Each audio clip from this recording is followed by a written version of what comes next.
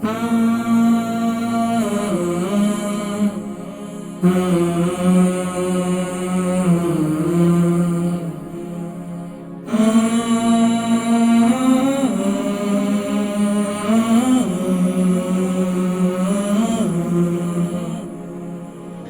الله الرحمن الرحيم اللهم صل على سيدنا محمد وعلى آل سيدنا محمد وبارك وسلم وصل عليه الحمد لله وسلام على عباده الذين اصطفى أما بعد فقد قال الله تبارك وتعالى في القرآن المجيد والفرقان الحميد بسم الله الرحمن الرحيم لقد كان لكم في رسول الله أسوة حسنة صدق الله العظيم. محترم ومحتشم نادين سامعين، السلام علیکم ورحمۃ اللہ وبرکاتہ ومغفرتہ۔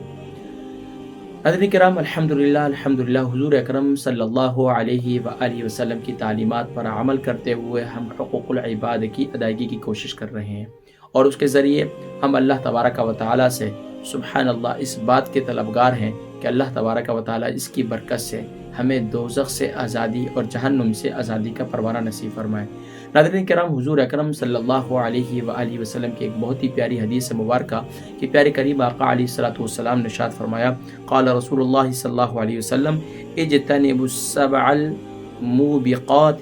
قالوا یا رسول اللہ صلی اللہ علیہ وسلم وما ہن قال الشرک باللہ والسحر۔ پوری حدیث مبارکہ ہے کہ پیارے کریم آقا علیہ الصلوۃ والسلام کے پیارے صحابی سیدنا ابو ہریرہ رضی اللہ تعالیٰ عنہ سے حدیث مبارکہ مروی ہے کہ پیارے کریم آقا علیہ الصلوۃ والسلام نے ارشاد فرمایا کہ ہلاک کرنے والی 7 چیزوں سے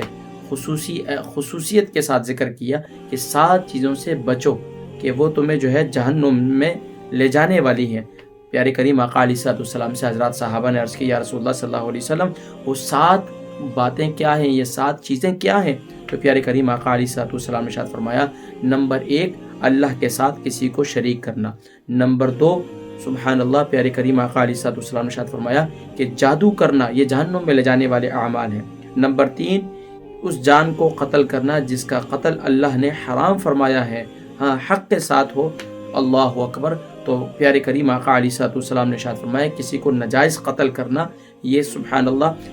یہ بھی جہنم میں لے جانے والا عمل ہے، اللہ اکبر۔ اور فرمایا کہ نمبر 4 سود کھانا، نمبر 5 یتیم کا مال کھانا، نمبر 6 میدان جہاد سے پیٹ